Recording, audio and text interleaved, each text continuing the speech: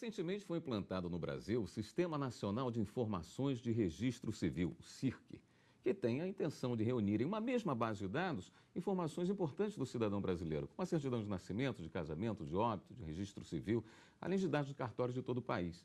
Um dos objetivos do sistema é servir de apoio a políticas públicas que visam melhorar a qualidade de vida da população. Para falar sobre o assunto, eu converso com o especialista em Direito Civil, Dr. Walter Moura, e o secretário de Políticas de Previdência Social do Ministério da Previdência Social, Dr. Benedito Brunca. Mas antes de iniciarmos a nossa conversa de hoje, vamos assistir a uma reportagem que trata sobre esse tema. Acompanhe. Você sabe o que é o Sistema Nacional de Registro Civil?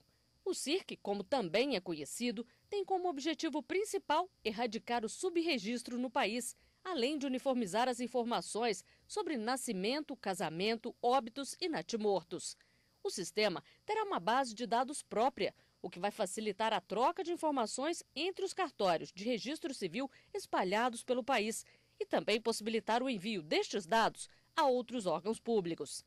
O Sistema Nacional de Informações de Registro Civil será administrado por um comitê gestor. É ele quem vai estabelecer as normas para o funcionamento. O comitê será formado por 8 ministérios, além da Secretaria de Direitos Humanos, do Instituto Nacional do Seguro Social, INSS, e do Instituto Brasileiro de Geografia e Estatística, IBGE. Bom, doutor Benedito, o que provocou a necessidade de surgimento desse sistema? Esse sistema ele foi construído, no âmbito do governo, diante da necessidade que nós tínhamos de informações dos cidadãos. O cidadão ele tem a sua existência a partir do registro civil. Isso é configurado de acordo com a nossa Constituição através do registro nos cartórios. São 8.000 cartórios espalhados pelo país e essas bases ficavam nos cartórios. Não havia um registro, não havia uma base nacional que pudesse dar apoio às políticas públicas e que o Estado, nas políticas de previdência, saúde, educação, assistência social, pudesse utilizar na boa execução, na boa condução dessas políticas. Então, ficou evidente para o governo, isso já vem acumulando essa discussão ao longo dos últimos anos, que era essencial a constituição desse sistema nacional. Foi aprovado agora pelo Decreto 8.270, há poucos dias, e, na verdade, nós estamos agora com a missão de implementar, durante esse próximo ano, o funcionamento desse sistema em todos os 8.000 cartórios do país. Essa perspectiva ela é bastante interessante nesse Estado nosso moderno, virtualizado, porque as compreensões de Estado weberiana, aquelas compreensões de Estado muito documento é muita burocratização, isso não funciona mais. Alguns documentos eles são essenciais até para o cidadão ser enxergado. Um cidadão sem registro, hoje sem o CPF, sem o registro da identidade, ou se futuramente ele for também digitalizado, ele não existe para o Estado, ele é invisível. Ele passa a existir para o Estado, não só estatisticamente, mas ele passa a existir como uma unidade humana, que até em outros estados se fala de Human Unit, ele passa a existir para o Estado a partir daquele número ou a partir daquela documentação. A partir daí, realmente, é que ele vai poder ser alvo de políticas públicas, detentor de direitos. Sem isso, realmente não tem como. Agora, para o bom funcionamento do sistema, é fundamental a participação integral dos cartórios. Já foi feito... isso é um desafio ou já foi feito algum tipo de teste para ver se vai funcionar bem todos os cartórios do Brasil participando do sistema? É importante ressaltar que o registro que está sendo implementado é o Sistema Nacional, incorpora nascimento, casamento, as averbações de divórcio, separação, enfim, e a do óbito. Esta do óbito, ela já existe enquanto um instrumento de coleta de dados perante os 8.000 cartórios desde 1992. E a Previdência vem desenvolvendo esse sistema, vem coletando essas informações e depois essa informação de óbito ela é partilhada com todos os outros órgãos públicos que praticam políticas que têm essa necessidade essencial de fazer o uso dessa informação para efeito de controles da correta execução de políticas públicas.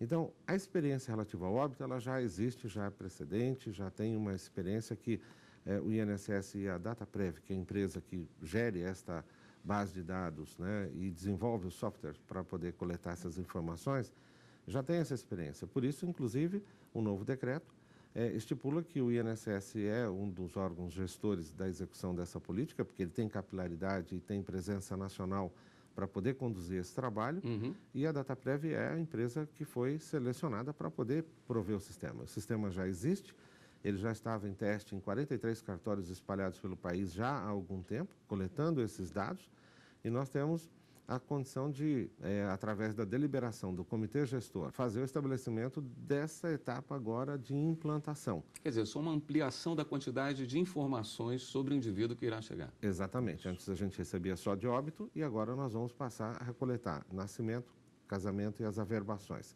além de óbito. De uma forma prática, quais os benefícios que pode trazer para o cidadão?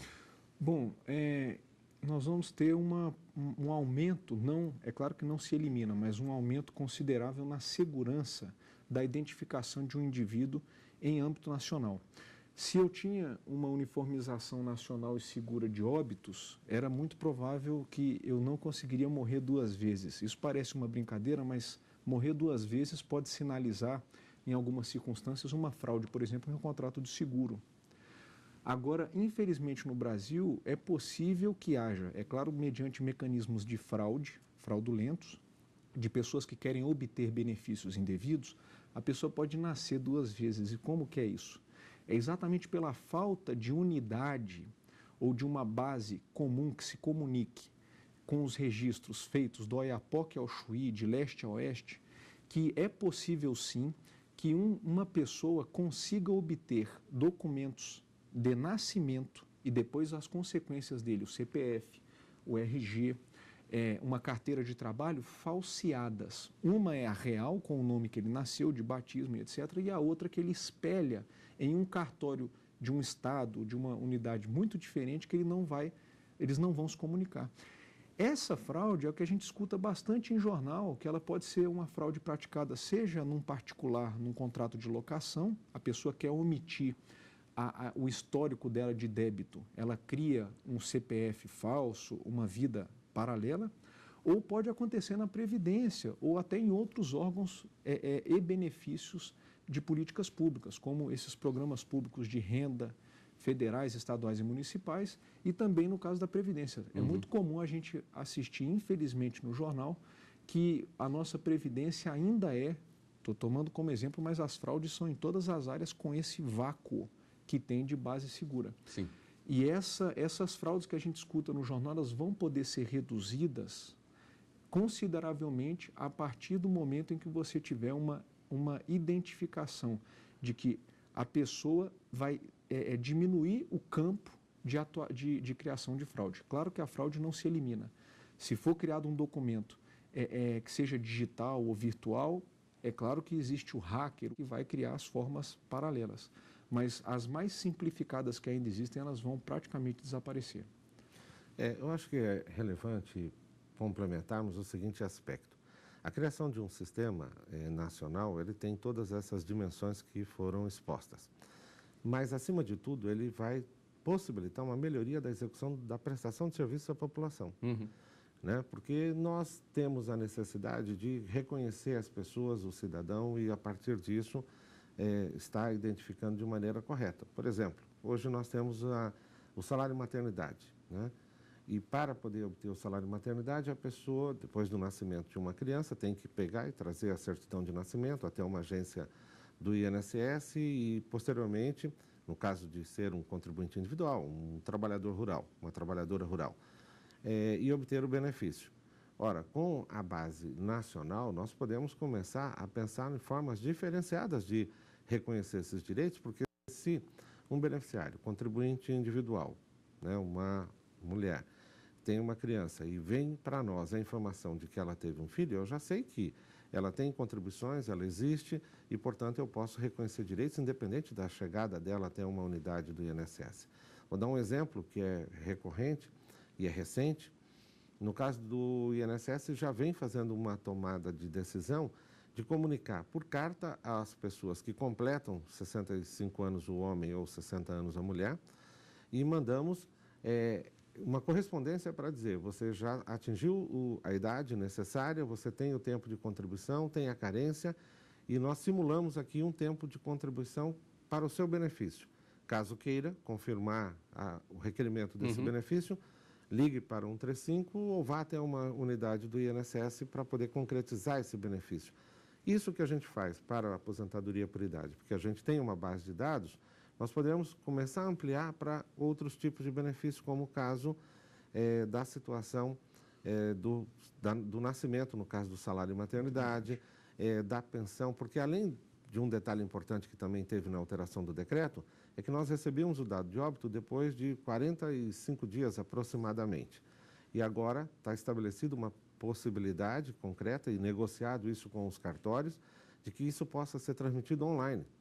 Então, isso diminui o tempo entre a ocorrência do fato, né, digamos, do óbito, e a cessação, a possibilidade de uma ação real de cessação do benefício para impedir que ocorra um pagamento indevido. É o outro lado da moeda. É o outro você lado poder da oferecer moeda. rapidamente o benefício e também suspendê-lo, porque deve ser... Quando isso é absolutamente necessário, né, em função.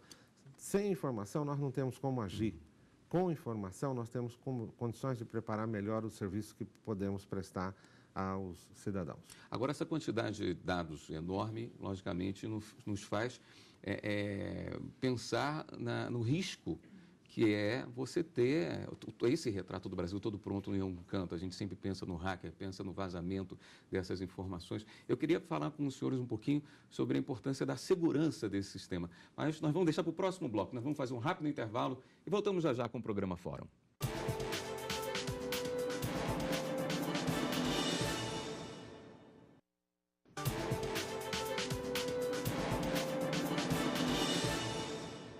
Estamos de volta com o Fórum. No programa de hoje estamos falando sobre a implementação do Sistema Nacional de Informações de Registro Civil, o SIRC.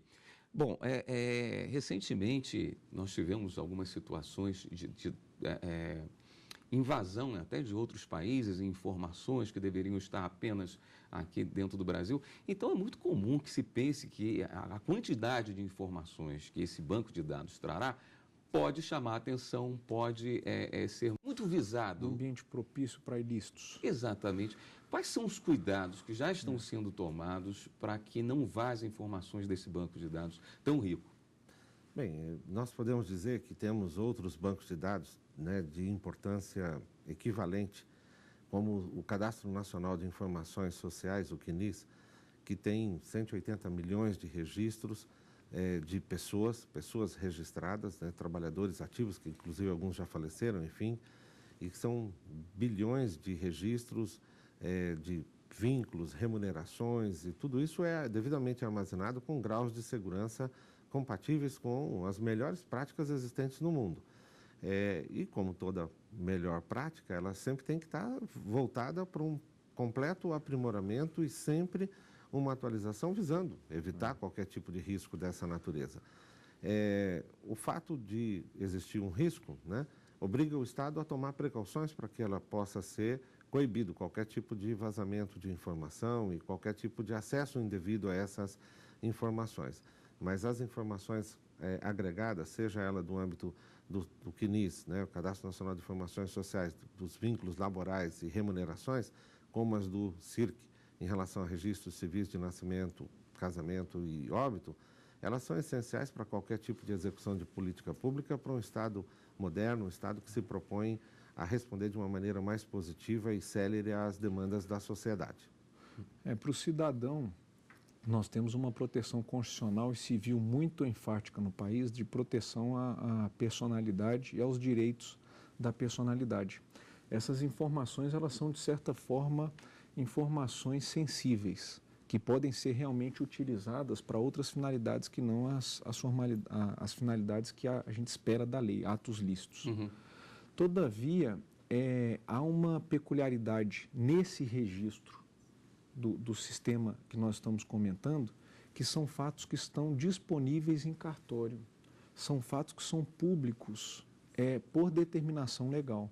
Então, eu obter uma certidão de casamento ou qual é a situação matrimonial de uma pessoa perante o registro civil é uma informação pública que qualquer um tem acesso. O que o cidadão espera é que O ambiente virtual, ele nada mais é do que o próprio, é um novo ambiente. Nós estamos criando uma nova realidade. E ela está suscetível, por ser operada por seres humanos, das mesmas inseguranças, mas não a segurança de muro, né, de barreira, mas as pessoas que vão buscar a criminalidade, que vão cometer práticas ilícitas, elas vão buscar no ambiente virtual a mesma coisa que o arrombamento de um cartório, ou o cartório que vai pegar fogo, alguém que vai tentar furtar um documento de um cartório, é a mesma, o fenômeno é o mesmo, a diferença é que é o virtual. No ambiente físico, você coloca fechadura, coloca trava e etc. E no ambiente virtual, o que o cidadão espera é que haja realmente investimento para que haja uma segurança, ressegurança e uma contra-inteligência contra crackers e hackers. A gente espera que no Brasil nós tenhamos essa certeza de que a minha informação está circulando, está protegendo, ela está circulando aí na rede e que ela está protegida para esses fins, por exemplo, de obter. Eu quero saber, por exemplo, se é uma mulher mãe, se essa informação para ligar para o 135 vai cair no meu endereço. Então, isso aí é uma complexidade que o Estado está preparado. Eu tenho um exemplo muito interessante, que é o da Polícia Federal. Então, não só nos trabalhos que ela tem feito para identificação de todos os indivíduos, ela já tem um sistema seguro de identificação, que inclusive faz buscas de fotografia.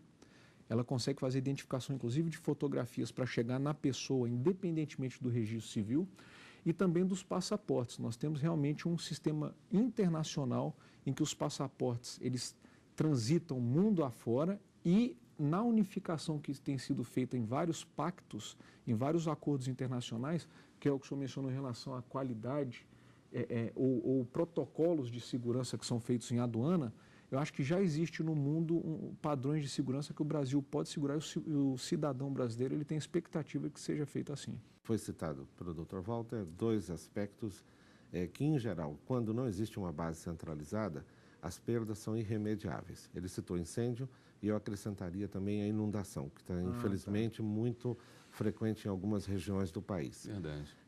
Numa base local, num cartório que está lá o livro devidamente guardado, mas numa dessas duas situações, se perde a informação de maneira irremediável.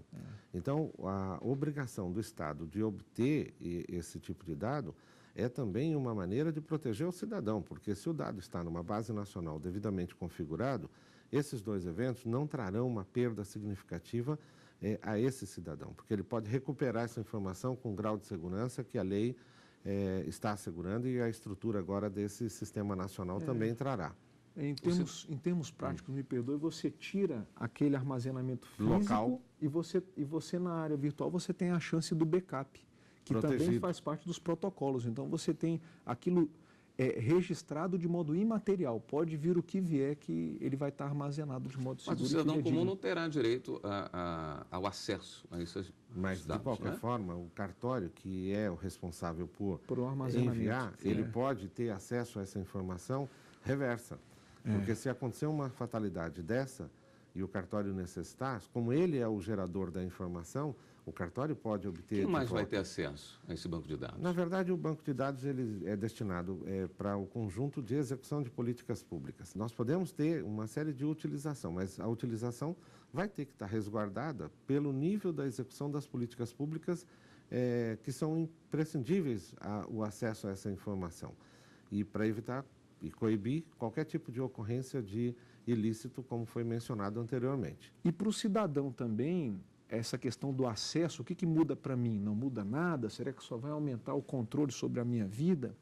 Acho que para o cidadão, em que pese o sistema não depender de uma identificação que tenha embarcada nela mesma essas informações, eu acho que a expectativa para o cidadão é que se acelere no âmbito do Poder Público Federal, sobretudo o Ministério da Justiça, a implementação da identificação do brasileiro por intermédio de chip, por intermédio de uma carteira de identidade que não seja mais aquela folhinha de papel com a nossa foto, assinatura, impressão digital, por mais que ela seja com papel impresso pela Casa da Moeda, um papel especial, ela não tem informações embarcadas como tem o cartão de crédito, ela não permite a senha. Então, se eu perco... Tem aspectos de segurança, né, agregados. Aspectos da nova segurança, né, da segurança virtual. Hoje, quando você tem a perda de um cartão de crédito, a pessoa não usa automaticamente porque tem a senha embarcada para acionar o que tem dentro dela. E quando, trazendo a experiência de outros países, já existem identificações que trazem chips ou trazem outros tipos de tecnologias em que você, para acionar a identificação da pessoa, você tem que fazer ali uma senha, ou você pode cancelar e aquele chip perde a validade.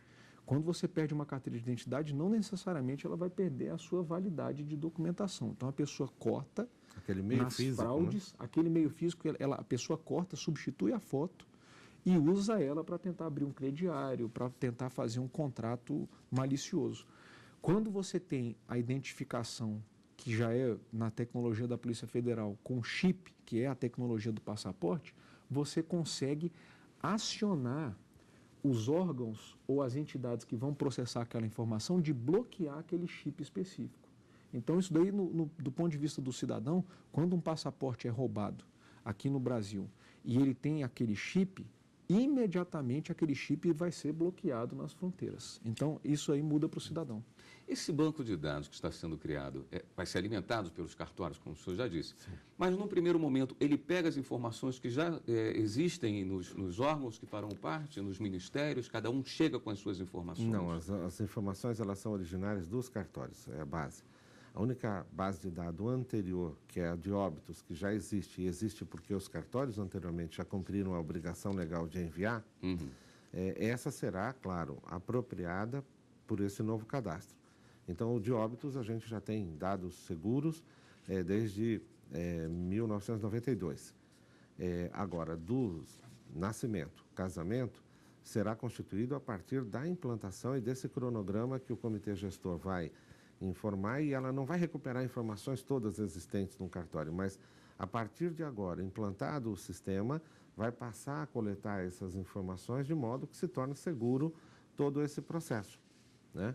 E vai ser um processo que, daqui a alguns anos, nós vamos poder dizer que temos uma base mais segura. Agora, eu não consigo chegar em 8 mil cartórios e retroceder a recuperar dados de 40, 50 anos atrás. Então, nós estamos fazendo uma linha de corte. A obrigação vai existir a partir dos novos eventos que estão ocorrendo. Ele começa agora. Do zero? Isso, da parte de nascimentos e casamentos e averbações, no caso.